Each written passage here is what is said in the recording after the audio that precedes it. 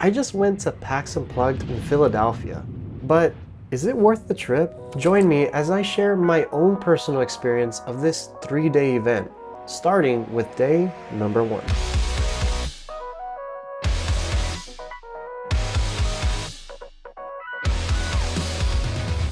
Welcome to PAX! So day 1 of Pax Unplugged has come and gone, and a lot happened on day 1 for sure. This is our first time ever going to a big convention like this, so I wouldn't say it was overwhelming, but there was a lot to do and we barely scratched the surface. Once it was 10 o'clock, we came in, and one of the first booths that I did want to go to was the Lucky Duck Games booth, because I am very interested in the game Andromeda's Edge. I wanted to go check it out, and to my surprise, I didn't know this, the designer of the actual game was there, Luke Laurie, and I had the opportunity to talk to him, and he was really nice and answered any questions that we had, and I actually got his autograph, and I did buy a copy of Andromeda's Edge, and not just the base game, I got the expansions and maybe the deluxe version where I got the miniatures and stuff. So the only downside to that was that I did that at the very start of the day. So I had my backpack with me, my board game backpack, and I stuffed, just to put things in perspective, you know, let me show you the boxes.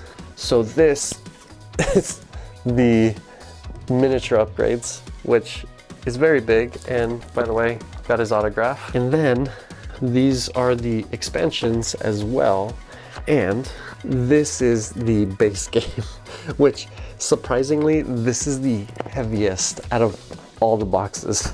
This is extremely heavy. So throughout the whole day, I had to lug all this stuff around. That's, again, the only downside.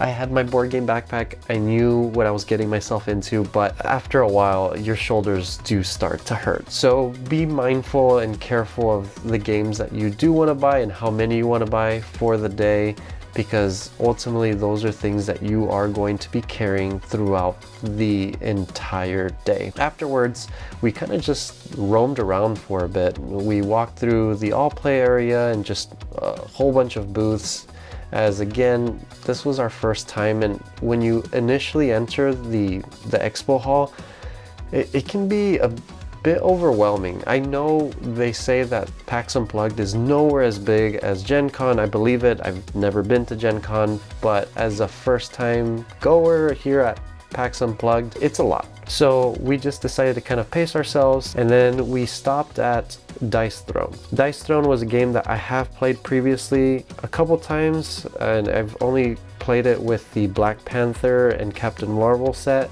but I hadn't played any of the other characters. So they had open tables there where we got to play several of the characters that they had there. They also had the X-Men characters, which we didn't get the chance to play, but they looked really cool. And we had a really good time there. It was a lot of fun. I had played that a few times, and my wife had as well, but our two friends who came with us had never played Dice Throne, and they had a great time. They also had the co-op version as well, where you do missions like in a campaign, but we did have to wait a bit for that, so we kind of just walked around to play other games. So we kind of walked towards the demo area, because again, the actual convention is divided in different areas. There's like the booths where they sell you the games and stuff, and some of those booths allow you to play some of those games, but most of them are just places where you just buy the game and that's it, and they'll kind of just describe the game to you, but you can't really play it there. Which again, as still a newbie here in these conventions, I was a little surprised by that, just because I'd like to actually play it. So for you to actually play some of these games, you have to go to a different area, which is away from those booths, to the actual demo tables. And again, that doesn't necessarily mean that even though they're selling it, that they'll actually have a demo table for it, which is a bit unfortunate, because I think it's important to actually play the game before you buy it, but I get it. Like, there's limited space, and I'm sure it's more money for the actual publishers to maybe rent the table. I don't know. At this point, you may have noticed I have seen, played, and bought quite a bit of games, but I haven't shared exactly what I've bought, and there's a reason for that. If you're interested to hear more about my haul, I'm going to share that later in this video. Now, back to the video. Afterwards, we kind of walked through the demo tables again, and we stopped at the DeVere demo tables and started playing Cities. Afterwards, we met up with my wife because she was taking a break and just walking around, and started playing another game. Afterwards, we weren't really hungry, but we decided to just go and eat because we hadn't eaten in a long time. And we're glad that we actually did, because around that time when we went to go eat, I don't think there was as much foot traffic, as there probably would have been if we went during lunchtime, which I would recommend if you're gonna go eat somewhere, probably do it on an off-peak hour. We went to go eat around 4, and we hadn't eaten lunch. Afterwards, we came back. We arrived around 5:45, and we got to walk the halls for a little bit, but then right when 6 o'clock came, they were kicking everybody out. So right before we left, we really wanted to get 5-Minute Dungeon because we had a really good time playing it. And so we picked it up, and then we headed out. And then when they kick everybody out from the expo hall, it doesn't necessarily mean that everybody needs to leave the convention center. It's just that the expo hall is closed off. When you leave the expo hall, there's still the hallways and like a whole bunch of other conference rooms for different things. So there was still plenty of things that were going on, and that were going to continue going on till like midnight, I think. So we didn't go to any of the other like events. We did go to one of the rooms for Czech Gaming Edition. But all the tables were full, so we kind of left. And then there was a gaming lounge, but we didn't really want to get like a loaner game and then try to learn it. We had just bought some games, so we just decided to go upstairs where they had a whole bunch of tables and like couches, and we just started playing some of the games that we bought.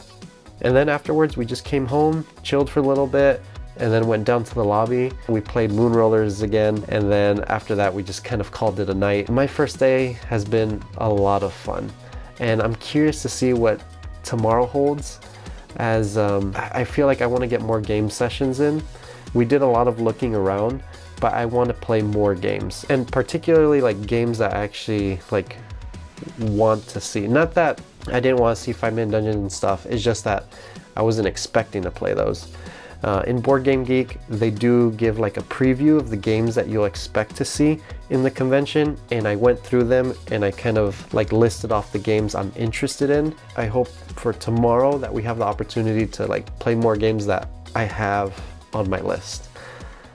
We'll see how it goes.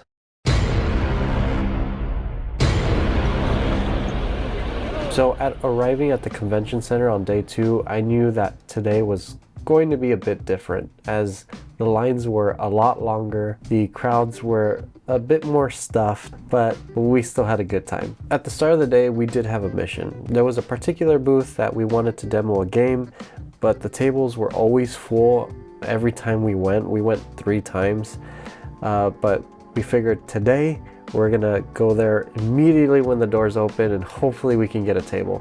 And the game was Fire Tower. I know this is an older game, but we never had the opportunity to play it. It looked like a lot of fun, and the friends that are with me really wanted to play it, and so did I. So we entered the expo hall, went straight to the booth, and found a table. And we had a great time playing this game. So at the center of the board, there's a wildfire in a forest, and each of us have our own tower. We're trying to push the fire into our opponent's towers and burn their towers. If you're the last one standing, you win. The game was very easy to pick up because we see how the fire moves because the wind blows it a certain direction, but you play certain cards to blow the wind to a different direction to start blowing it to a different area, and then you could play other cards to kind of just throw water at it.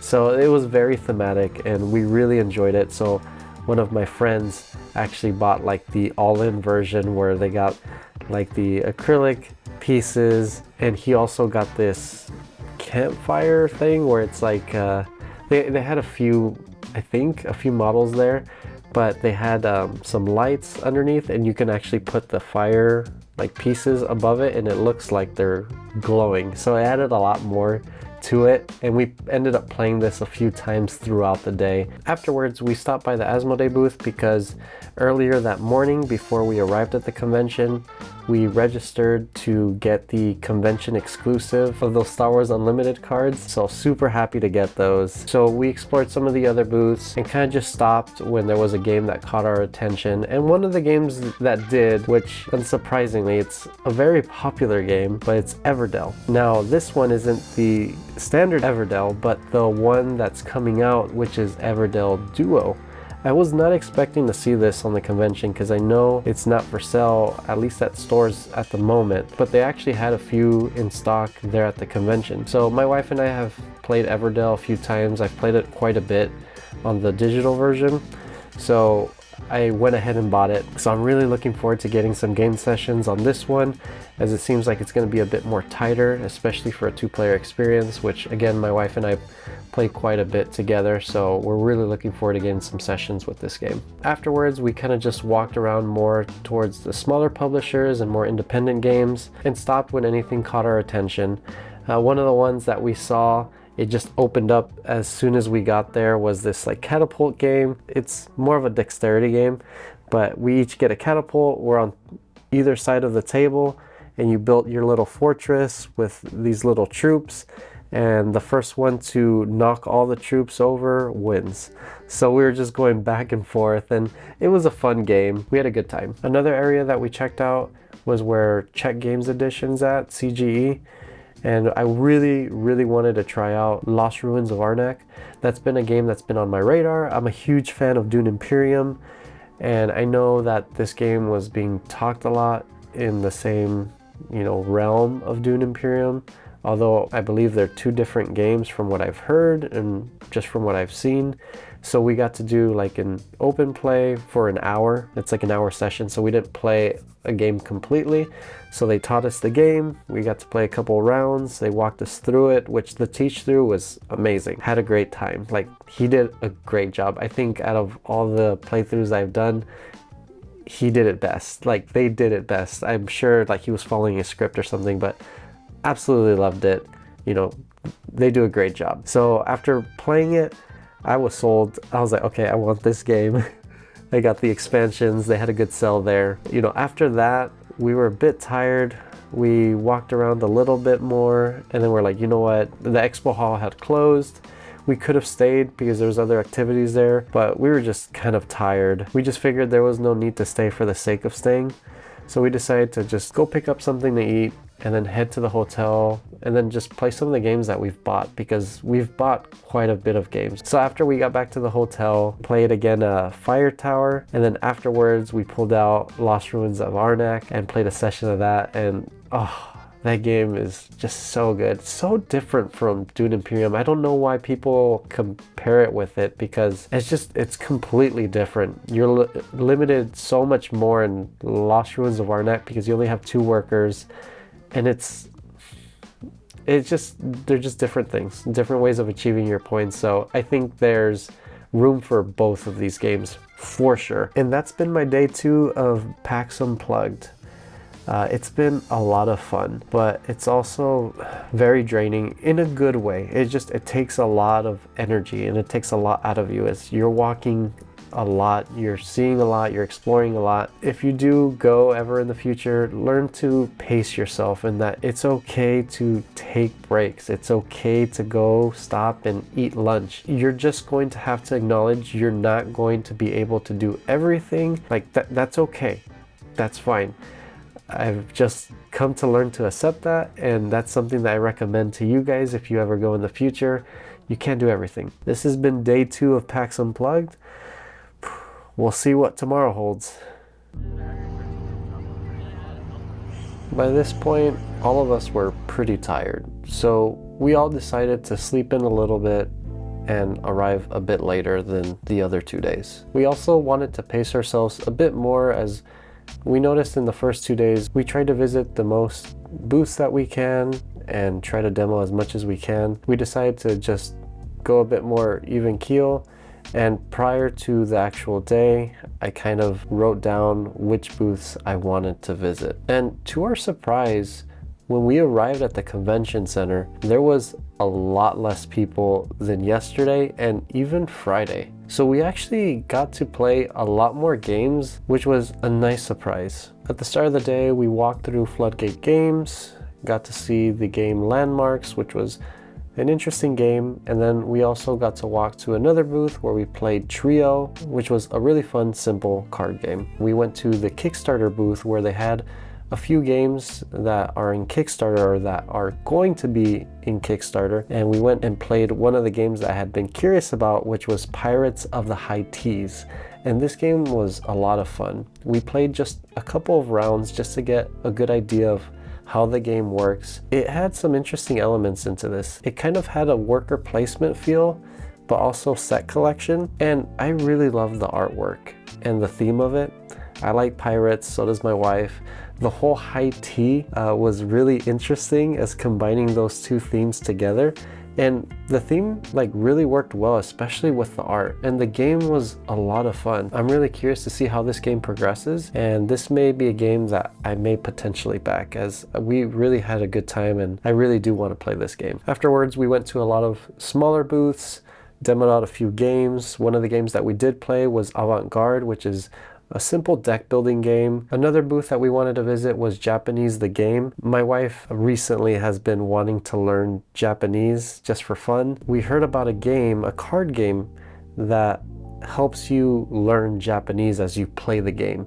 So we figured we have to go. So we arrived there at the booth and my wife got a quick rundown of the game and got to play a little bit. I kind of walked around and explored. She seemed to have loved the game, where they didn't have any copies there at the location, but we were able to buy a copy online. We also went to another booth where we got a quick rundown of Worms, the board game, which I had no idea they had a board game version of this, and we really enjoyed it. One of my friends is a big fan of Worms, like the video game, so after we got the quick rundown, he's like, yeah, I'm buying it, and he got the collector's edition, and we ended up playing it later in the evening. We also stopped at the Roxley booth and checked out Radlands. That's been a game that I've been curious about for quite some time, so we sat down, got to play it, and I really enjoyed it.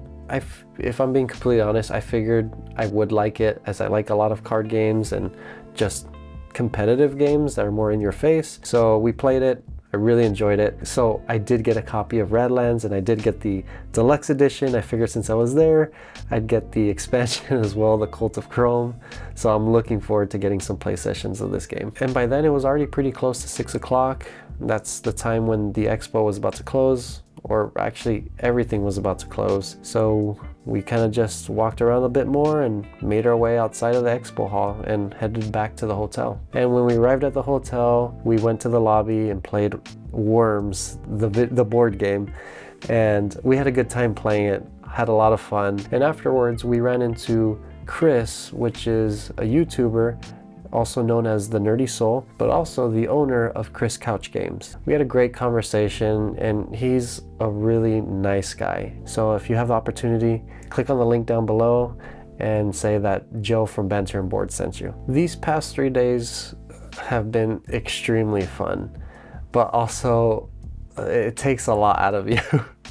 So tomorrow we're heading back home, but we've really enjoyed this trip. But one thing that I would recommend going to Pax Unplugged is have somewhat of an idea or a plan of the specific booths that you'd like to visit and the specific games that you'd like to see, as that would give you a better idea to just plan your day, as again, there's a lot of things to do. When I got home, I had to try to pack everything in the 2 suitcases, but I was able to manage. Everything fit except for one game, which we're putting in a different bag. But yeah, I'm very excited with what we got, and I can't wait to play them. PAX Unplugged was a lot of fun, and I'm on day 4 now, which is the day I've returned home. And this has given me a lot more time to really think about and reflect on how this whole convention went. And I really enjoyed this convention.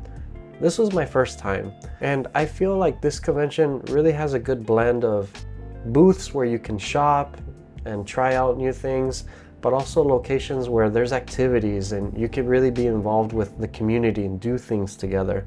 I felt like there was a really good mix between the two. I can't speak for the other conventions, but at least as a first-time goer coming here to PAX Unplugged I really had a good time and had the opportunity to shop when I wanted to, see other things, discover new games, but also if I just wanted to go play games, I had the opportunity to do so in the free play area and also in other areas throughout the convention center. Do I think that PAX Unplugged was worth the trip? Now, this opinion is subjective and it's my personal opinion, but I personally think yes, it is worth the trip. So if you've been interested in going and have had that curiosity and just needed that push, go. I'm planning to next year. Not everyone loves board games. So when you're in a room filled with people who share the same passion and hobby as you do, it just makes everybody so excited to be here. Now, if you've made it this far into this video, it may be because you're interested in my haul. What did I buy at PAX Unplugged? Well, I'll get straight to the point and share exactly what I got. I got Undaunted 2200 Callisto, a deck building game. I hadn't played any of the Undaunted series just because of the theming and such, but I like the whole futuristic sci-fi world and I love deck building, and I believe it's area control as well. This has been a game that I've been interested in a while and they had it there, so I just went ahead and got it. I did briefly mention about this game. I did get Everdell Duo, which is a 2-player version of Everdell. I'm gonna move this here. There we go.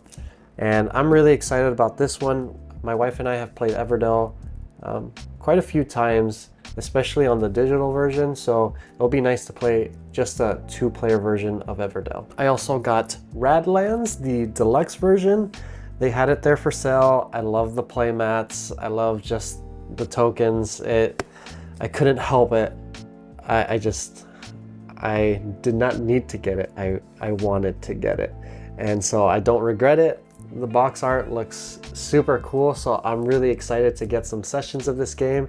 I also got the Radlands Cult of Chrome expansion, so looking forward to putting this into the game. I also got the Dune Imperium, the deluxe upgrade pack, where it has all the miniatures for Dune Imperium. As you may know, Dune Imperium Uprising is my favorite game of all time, and Dune Imperium just is up there as well with the other expansions, but I went ahead and got the deluxe upgrade. They had it there, so I just wanted to get it. And this was not the only Dune Imperium content that I got, because I also got Dune Imperium Bloodlines, the new expansion that just came out. I don't think it's for sale at any stores at the moment, not quite sure.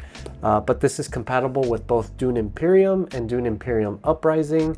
So they integrated some of the Sardaukar. If you're into Dune, not gonna go and give more context, but just really excited for this expansion. Also, another game that I shared on day one was Andromeda's Edge, as well as the deluxe upgrade pack and the expansions. Also, another game that I got that I did mention was Lost Ruins of Arnak, and I also got the expansions. I've really enjoyed this game and I can't wait to get this on the table. I also got some upgrades for Moon Rollers. I got the aluminum dice, and oh, these are so nice, and the dice tray. And the last game that I have here currently that I did buy there at the convention is Cover Your Kingdom. I've played Cover Your Assets quite a bit, so this is a more gamier version of it. So I love the artwork as well, and I'm really excited to try this game out. And last but not least, we also got Japanese the game. I don't physically have it with me as we ordered it online, but they're at the convention. Thank you so much for watching this video, and if you've enjoyed this content, please feel free to hit the like and subscribe button. And thank you so much for the support that you guys have shown. If you're interested in hearing more in detail my personal experiences of this convention, I have an additional video for Patreon members and YouTube members where I go more into detail my personal experiences at PAX Unplugged. Now, do you ever have a hard time teaching games? Do you need some game recommendations? Well, check out my latest video where I recommend 10 games that you can learn and even teach fast. You can see that video here.